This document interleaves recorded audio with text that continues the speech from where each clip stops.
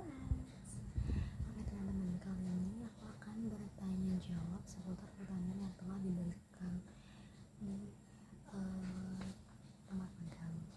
Yang pertama, untuk mengupload tentang tema kurikulum baca keempat, saya bacakan pertanyaan pertama, yaitu apa pengertian dari tahap awal? Tahap awal adalah tahap simbol A, I, U, E, O itu sendiri, huruf-huruf yang mengenai simbol A, I, U, E, O. Yang kedua, pengertian dari huruf simbol. Huruf simbol itu adalah huruf A, I, U, E, O, adalah huruf yang awal mula harus kita kenalkan kepada anak murid di bimbel A, I, U, E, O. Jadi di tahap ini tuh anak-anak tuh bimbelkan gitu ya, dikenalkan karena huruf A, I, U, E, O itu kan adalah huruf vokal yang selalu ada di setiap kata atau kalimat ya teman-teman, sehingga kita harus mengenalkan gitu. Yang ketiga, tahap awal disebut juga dengan tahap apa? Yaitu tadi, tahap awal disebut juga tahap simbol.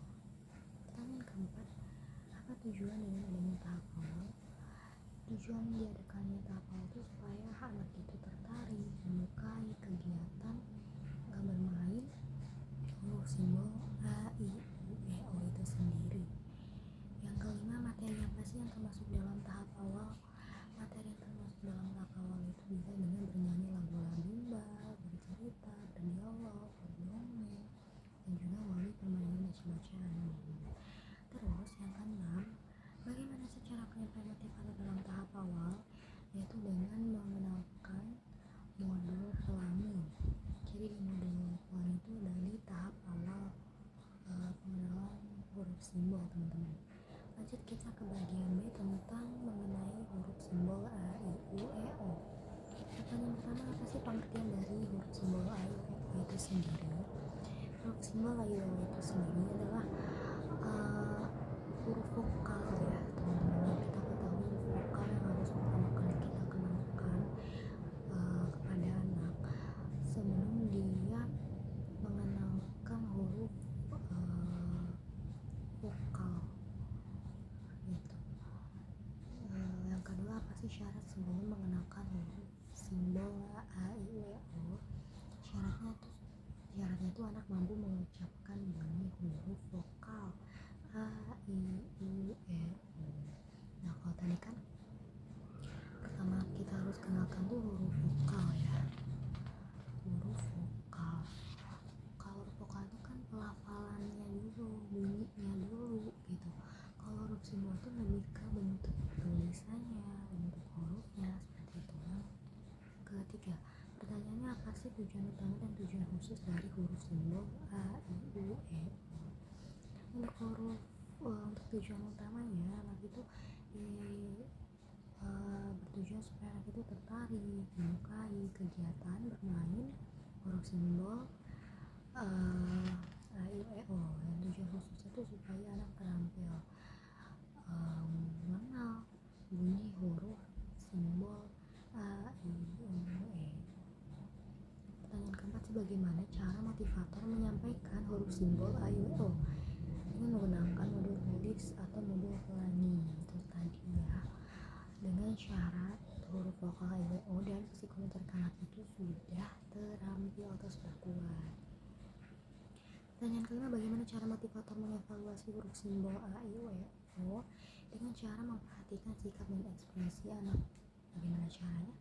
Caranya tuh kalau misalnya kita tes anak itu mampu atau tidak, cepat tanggap atau tidak ketika kita meminta anak untuk menjawab, seperti itu. Kalau misalnya anak itu masih berpikir cukup lama, lebih dari 1 detik, itu tandanya anak itu belum terlalu terampil. Jadi kita perlu pengulangan supaya anak itu lebih terampil, lebih bisa, mampu dan kuat gitu ya. Terus ekspresi anak itu mendukung. Misalnya kita suruh dia sebut A, dia langsung cepat. Atau ini hurufnya apa ya? A, I, U, E, O, dengan lantang semangat ceria gitu. Semangat. Yang keenam, bagaimana cara tahap atau selanjutnya setelah huruf simbol A, I, U, E, O? Yaitu dengan B1A, dengan syarat sudah terpenuhi atau sudah tercapai teman-teman. Kita ke yang selanjutnya yaitu bagian C mengenai huruf B1A. Mengenai B1A ya bukan. Yang pertama apa sih syarat sebelum mengenalkan B1A? Yaitu dengan mengenalkan huruf A, simbol A, I, E, O, mengenalkan huruf verbal B, D, K, M, P, S, I, dan juga D4 APK-nya atau D4 huruf vokal kembar. Pertanyaan kedua, apa tujuan utama dan juga tujuan khusus dari B1A? Yaitu untuk tujuan utamanya supaya anak itu menyukai, tertarik dengan bermain modul B1A itu sendiri. Kalau untuk tujuan khususnya supaya anak itu terampil mengenal huruf simbol B, D, K, M, P, S, I gitu teman-teman. Yang ketiga, bagaimana cara motivator menyampaikan modul B1A? Itu dengan berdialog bahasa Bimba teman-teman. Kan kalau B1 itu kan baca 1A ya.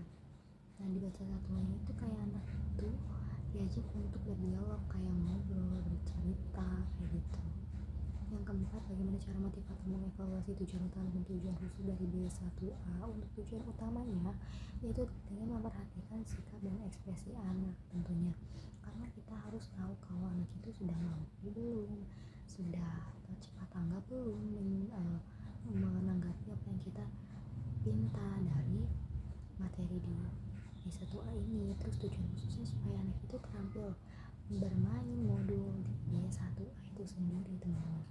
Jadi terampilnya itu bisa dengan dia baca tulisnya lancar, maksudnya dibacanya itu lancar gitu ya. Yang kelima, apa tahap selanjutnya setelah modul B1A? Syaratnya dengan kita lanjut ke B1B, tapi dengan syarat dan perlu kehati-hatian ya di tahap B1A ini, memastikan supaya anak itu benar-benar sudah terampil dulu nih, sudah terpenuhi, sudah tercapai dulu nih di B1A nya, supaya dia tuh sudah tidak merasa asing di kemudian hari, maksudnya di tahap selanjutnya dia sudah mengenal dulu nih gitu kan.